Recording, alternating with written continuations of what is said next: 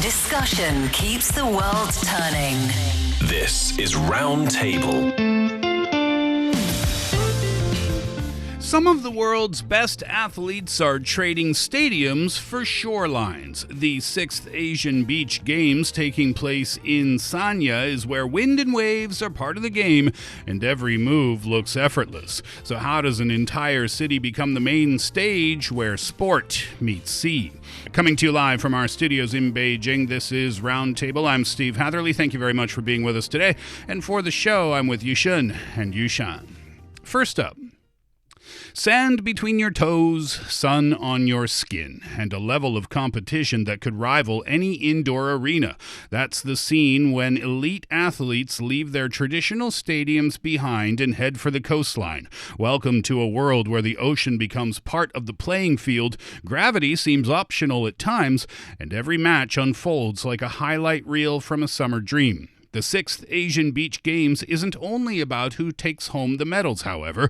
It's about movement redefined, cultural exchange, and a completely different rhythm of competition. So, what is it exactly that makes beach sports so thrillingly unique? We're going to talk about that, and also why some of these athletes actually perform better when conditions get messy with the wind and the waves and the changing tides thrown into the mix.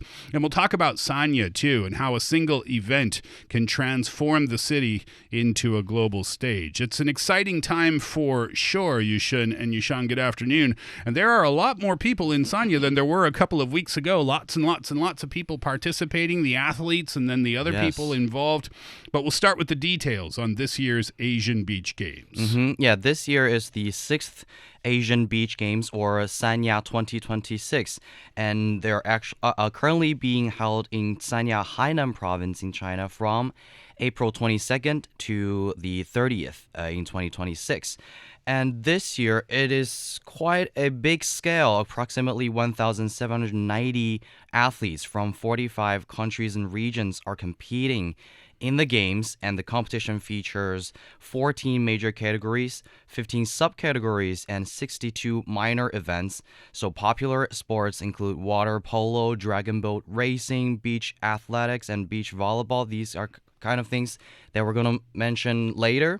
And China has sent a delegation of 255 people, including over 170 athletes, representing the country's highest participation rate in the history of the Asian Beach Games. It's a big event. I was reading earlier today that there are over 10,000 people involved in total. You have all those athletes, but then you have all the volunteers and all the people involved with the event as a whole.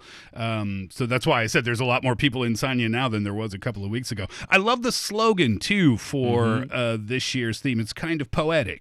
Yeah, it's in English, it's themed to be "See ya in Sanya," but in Chinese, I prefer the one in Chinese, 久久不见,久久见, which literally that sounds means, poetic too. Yeah, it literally means it's been such a long time, great to see you, or great to finally see you. So it really is taken out Chinese from is better, isn't it? Yeah, and it's poetic in a way that is taken from the traditional Hainan folk song too, and it's meant to express the local people's warm invitation. And I think Hainan province in southern China is full of surprise, especially in recent months. We've talked about the expo, the Hainan, what's that one again?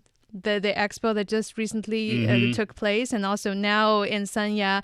I think it's the opening ceremony that just held in one of the iconic beach scene called 天涯海角, Yes. or is that how do I describe it? It's a huge piece of stone, or several pieces rather, stand right in the center of a large piece of sand, right beside the seashore. So you have the sunset, you have the beach view, and then you have a huge stone that says 天涯海角, like at the edge of the world or something. Oh, cool. So they actually print that on pokers and sell it as iconic tourism souvenir. So that's the charm of Sanya.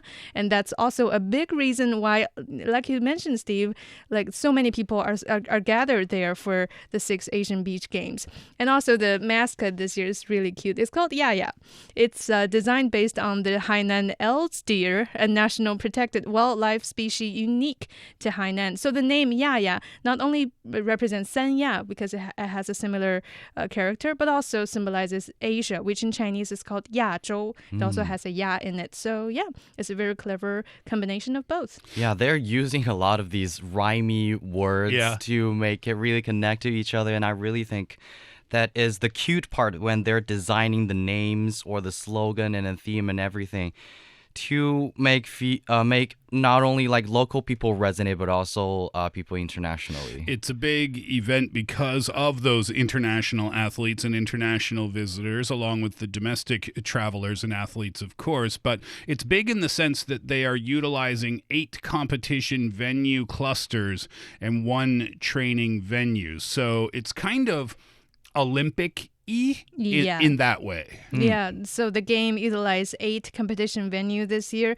venue clusters as a matter of fact, and 1 training venue too. Many of these venues are situated along the 22-kilometer Sanya Bay, which is known as the Coconut Dream Corridor. That's a great name too. I know. Sounds like something you can hear from a game, but yeah, it's actually in China, which of course offers natural, high-quality sand, ideal for sports like beach and volleyball and football. And on the sand, I think I'm going to mention it later as we gradually unveil what are the sports that's turning out this year. But yeah, that's super cool. A lot to anticipate, and yeah, a lot of things going on. And also to encourage local participation, which means that they're inviting citizens there or maybe even tourists to get into this international game. Ooh. The city of Sanya has released approximately 118,000 tickets or benefit tickets to allow citizens to actually experience this international event. You can actually get into these venues and to see how thrilling the sports are.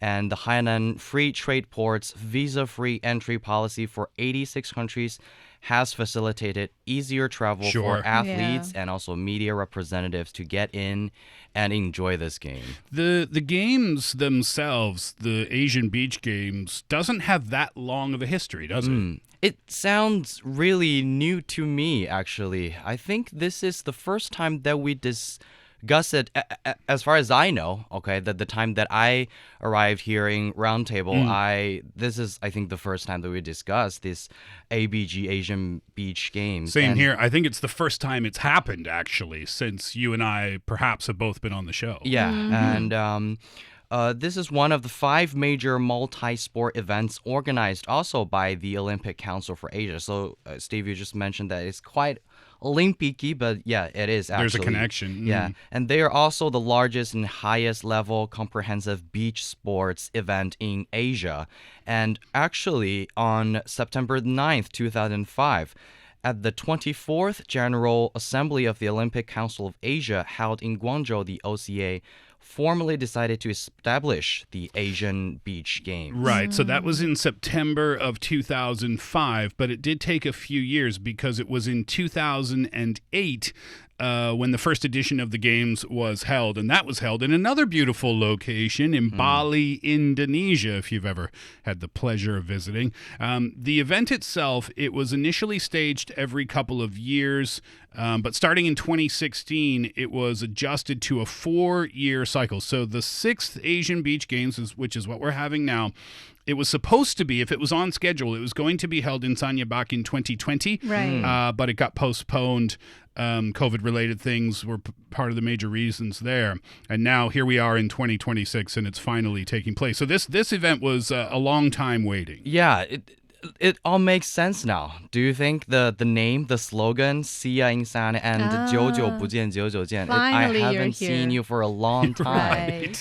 Yeah, it's finally a time that we can meet. All right, so let's talk about some of the highlights then, shall we? Yeah, of course. The first and foremost has to be the opening ceremony. I watched several clips from online, and it features so many different elements that you wouldn't expect to be on a sports opening ceremony, such as, of course, there's VR our demonstration. I think it's a shape of a coconut, but it tells the stories of a coconut, of how it represents the local Li ethnic group in Hainan. It's wearing all the traditional decoration on the coconut, and then it rolls over and starts to do all the sports that's going to happen in the Asian game, in the 6 Asian beach games. And then outside, like from within, walk out Yaya, the mascot, like sending all the good wish to everybody. And also there's like firework that's really sky is the limit for this whole thing. It's like it's themed after the covenant of sea and sky, and it was held on April the 22nd at the Asian Beach Games Park within the famous Tianya Haijiao scene I just mentioned. They described it as a beach party, an immersive beach party, and the idea was that the audience could feel like they were part of the performance too. Yeah, and when you say beach party, I think to our North American listeners, it might sound like a music festival or something, everybody wearing bikini and jumping and dancing, but really this is more like a beach show featuring a lot of different experiences. There's humanoid robots welcoming all the athletes from all corners of Asia. And the show actually used sunrise at sea as its core image to symbolize the passion and also new beginnings. One example is that the production blended high-tech elements, as you mentioned, smart robots with traditional Hainan touches like Li brocade and Miao embroidery. Yeah. And I think the flag bearers also, they're really popular here in China. Leading the Chinese delegation were beach handball star Shen Ping and 3x3 basketball player Yan Peng, representing the energy of the whole team. And the ceremony always include that each team getting to the venue, and that is the moment everybody's cheering for all the teams, and you can totally feel the passion and the energy in the venue and also from Sanya. Yeah, it kind of started even before that when the torch relay kicked off. I think that happened on the 30th of March, and it was connected to those themes of beach and sun and sand, and it went through iconic Sanya landmarks until it finally found its resting place. So,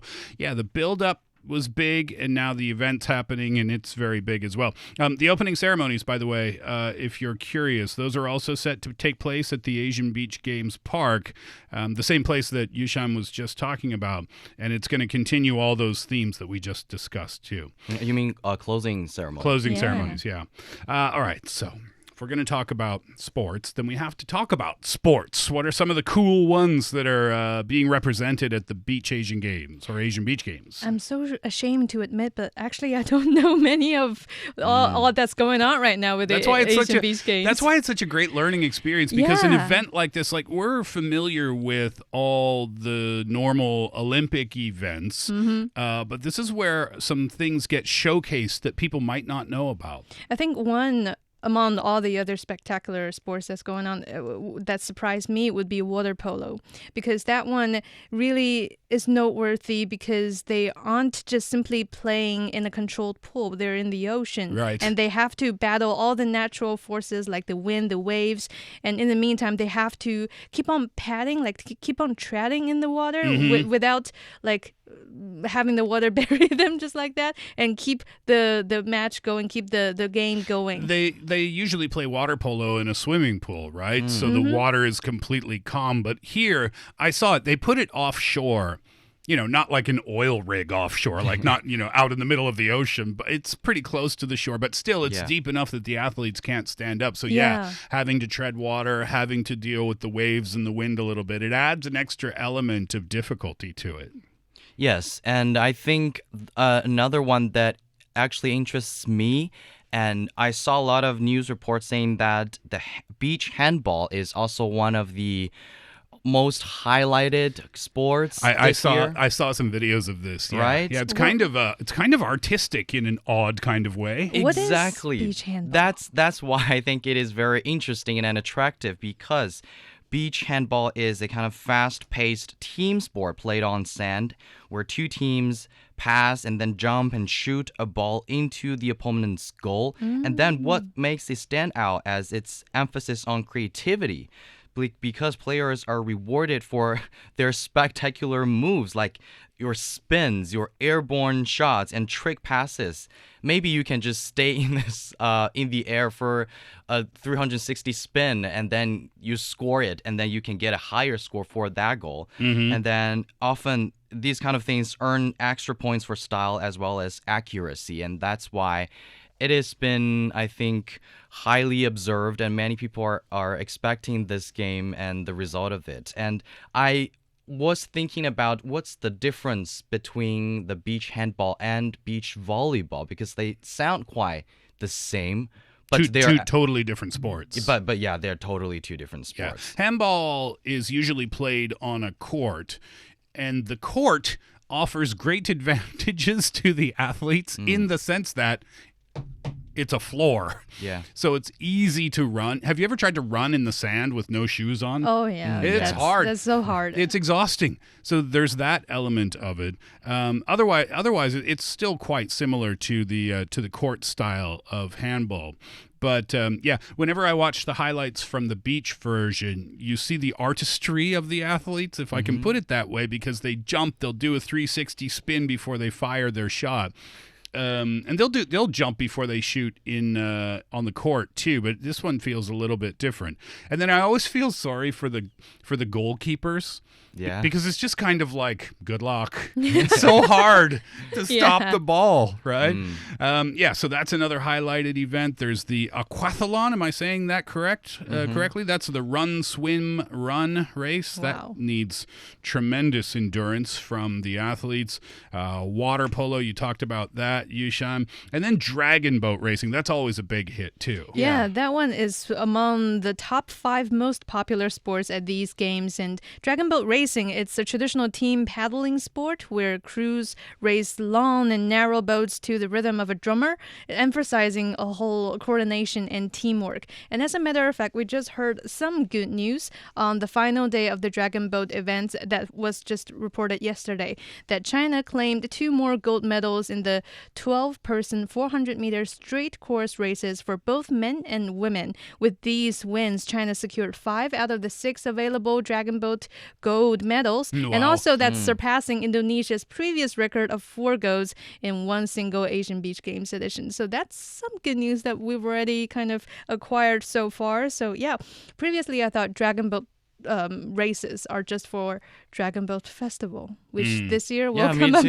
in June, right? And now it is a kind of internationally practiced sports. That I actually didn't know that many other international teams, they have the whole, I think, no matter it's the venue teams. in culture and the professional teams to do this. The dragon, but I think it originated in China, as a matter of fact, and it's been around for a couple of thousand years, maybe. Exactly. I don't know the detailed history, so it makes sense why Chinese athletes, I guess, are very, very good at it. But it's kind of cool the way they do it, and this is what makes it so attractive, I think. It's these long, narrow boats, and you have the athletes, they are the paddlers. Yeah. And then at the front or the back of the boat? I think it's at the front of the boat. Sometimes you mean the drummers? Yes. Yeah, sometimes they are at the front, sometimes they're at the end. Yeah, so they're at the front or at the end, and they have a drum, and then they beat the drum to a certain rhythm, and then the paddlers, they follow the rhythm of the drum, and it's really, really cool to watch. Yeah, and people, internationally now, people love it, and it's a popular one to watch on TV. What is your highlight among all the sports, Steve? So I didn't pick one. So I went through the list of what's being played, and I came across one that I have never heard of before. Kabaddi. Do you know what that is? Not really. Apparently it originated in India over 4,000 years ago, and it's kind of like a game of tag and wrestling mixed together, and it's played on the sand for the beach games, obviously. And I dug into the rules a little bit. So it looks like a court, and you have one team on one side and one team on the other side, and the court is divided into 2. There's the 2 teams, they switch back and forth, but they are either attackers or defenders. So the attackers send one player across the court midline into the other team's, into the defender's territory. The attacker's job is to touch one or as many possible members of the opposing team. After doing that, they have to turn and run back across that mid-court line without getting tackled. So if you get back, then you score as many points as people that you touched. And I think it's more detailed than that, but that's kind of the basics. And if you get tackled before you make it back, then the other team gets a point for that. Sounds like no offensive, but sounds like a little game that Chinese people play as a kid. It's called 老鹰捉小鸡. Tag, where you touch the other person and run away. Yeah, tag. exactly. It's got an element of that, but it's got the wrestling element too. Wow. Because you get tackled. And it's really kind of interesting to watch because nothing happens until the attacker touches somebody. Right? And there's only one attacker in that part of the court, and there's like 4 defenders from what I saw. So everybody's just kind of waiting to see what they will do, and then it's like full-on action. When you have them kind of like attacking and dodging things, it will get interesting. Yeah, really fun. Now, as the Asian Beach Games in Sanya, the competition has passed the kind of halfway stage, which is with a clearer picture emerging across events. Overall, according to ChinaNews.com, China leads the medal table with 13 gold, 11 silver, and 4 bronze medals, followed by strong challenges from Thailand and also the Philippines. And as Yushan just mentioned, that China wrapped up the Dragon Boat events with 5 gold medals, becoming the team with the most golds ever won in Dragon Boat at a single Asian Beach Games. And meanwhile, Thailand also emerged as the bigger winner in beach athletics at this edition, claiming 3 gold medals. Well done to all. Let's shift gears a little bit because I want to talk about the importance of hosting an event like this. I mean, regionally speaking, for Hainan, for Sanya, it's really quite important. Yes, indeed, because this event marks the first major international multi-sport competition that's ever hosted in Hainan since it becomes a province. That's like decades ago. It is also the first major international sporting event held after the island-wide special custom operations of the Hainan Free Trade Port. So this really serves as a platform to showcase the region's openness and development to the world. There's always something going on. Yeah. Right? And Hainan is... I was thinking, sorry to interrupt, I was thinking if the local people get annoyed sometimes. that they're hosting a lot of events. It's just constant streams of people coming from somewhere for some sort of major event. I think they can get used to it because Hainan province, or Sanya more specifically, is a very famous tourist destination. Sure, so yeah.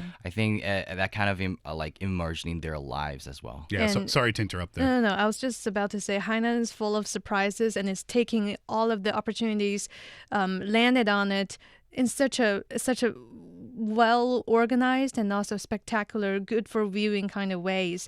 And I just wanted to mention that we mentioned all of these sports that's going on the sand there, and we may think that it's just on the beach sand. It's like normal sand, and the athletes just compete on top of that. But actually, no. Hainan actually designed a type of sporting sand, if I may call it, that's very fine, that's in very soft and refined texture. Every particle of those sand is specially designed for the game. Whoa. That's kind of mixed together with the sand, but of course you have designated spots for certain competitions to happen. So athletes on the beach, they have to make explosive jumps, as we mentioned, during the games, dive to the ground and land with control and cushioning. So if the sand is too hard or the grains are too sharp, it wouldn't be surprising for a single full body dive to leave someone with a bruise, let's say. But if the sand is too loose, like Steve mentioned, it's going to be hard to jump and move around. Yeah. So really, it's important that details like this is considered for a province that's as important as Hainan, that's considering everything for the benefits of not only the viewers and the spectators, but also for the athletes from all across Asia. I didn't know that about the sand. They play on special sand. Yeah. Yeah, and I think that is why, and also one of the very important benefits that the city can get. And we've been discussing this for many times. I think it is the kind of main principle of a lot of these Olympic Games that are holding, because the games can leave a permanent mark on the city, or more specifically this year, Sanya itself. The city underwent a major glow up, adding over 150,000 square meters of new greenery, and also creating pocket parks for the whole city for residents to enjoy long after the athletes go home, and also to make sure locals could join the fun. The government also released the tickets that I just mentioned to give in citizens a kind of front row seat to the international action, which means that not only the game right now, but also the parks, the sand, the facilities, I think they can be the benefits for the citizens or local residents there. Sanya was already a beautiful place before these games. It sounds like it's going to be even prettier when they're done. But when they are done, it's not just, and this is the criticism, I suppose, of some of these major events. The Olympics often gets criticized for this, is that they go into an area, they have the events, and then they're gone, and then that's it. And the infrastructure, what happens to that? What's the message of an event like this? And there is a message to this. And I think this kind of keeps in line with the country's national fitness wants and goals and desires, is that when you have something like this, all the planning that's gone into it, you've got all of these venues. The city Sanya plans to keep several of these venues open to the public afterwards. Yeah. So that's so wonderful that it gets put back into the hands of people that actually live there so that they can make use of it. And not only on the facility and infrastructure side, but also on the people-to-people exchanging side. I think it's really making a good role model in this, in terms of how Hainan is hosting this beach game here within its province. I saw another clip very shortly that captured a very interesting scene where some international athletes, after the opening ceremony and as they get out of the stadium, gave the small pins. I think it's a pin or a little tag Badges. or something. Yeah, badges that they brought with themselves to the police officers, ladies and gentlemen, that were on duty around the venue after the opening ceremony. And after they receive it, they both kind of just closed their hand and thanked each other. And I think I heard the police officers wishing that hope everything goes on well with you. Hope you achieve what you're here for. That's the kind of memory that we want to create for whoever visits Hainan, and also for the local Hainan people. I think maybe one of the most, if not the most important takeaway from an event like this, outside of the cool sports and outside of the exciting events, but just the opportunity for cultural exchanges, like you said. But more than just exchanging pins, which is a really nice thing, but the opportunity to learn. And I'm thinking about these international athletes or international travelers who come to Sanya and who come to Hainan and don't really know anything about the city, don't know anything about the island itself. And as we get close to the end of our discussion on this particular topic, I want to play a clip for you. And I think this is a really good example of what can be learned, because as I was watching this on the news, I learned so much in a very short period of time. This is from CGTN Sports Scene. Just yesterday, as a matter of fact, I believe. The reporter's name is Shen Xiang, and she's talking about the Li ethnic group that is native to Hainan. Hi everyone, I'm right here at Binlang Valley Li and Miao Cultural Tourism Zone in Hainan, a living museum that preserves the authentic culture of the Li ethnic group. Today I'm going to take you on a journey to explore their time-honored folk costumes. Let's head inside. We're currently outside a traditional Li's ethnic house. Even though it's raining outside, the roof doesn't leak at all. Many of the things inside are handmade by the Li people. The Li people trace their roots to the ancient Luoyue, a branch of China's Baiyue tribes, who migrated to Hainan as early as the late Neolithic period. For thousands of years, the Li people have nurtured their unique traditions on this tropical island. Yeah, that's just a clip from a bigger report, but I wanted to share that because that's just such a great example of the fact that it's not just about the games. It's an opportunity for the island and for the people to showcase who they are and what they offer. And as I said before that clip, I had never heard of the Li ethnic group before. I didn't know that they were native to Hainan. I didn't know about the types of housing that they used to live in. I didn't know about their type of artistry, and the clip goes on to explain more about that.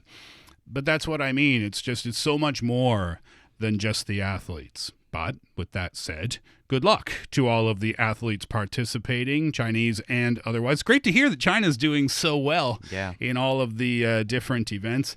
And I wonder, is anyone up for a spirited game of kabaddi after work today? I would like to watch one. It's my new favorite sport. I'm in the wrong shoes. I don't know what kind of shoes you wear. Once again, good luck to all the athletes. All right.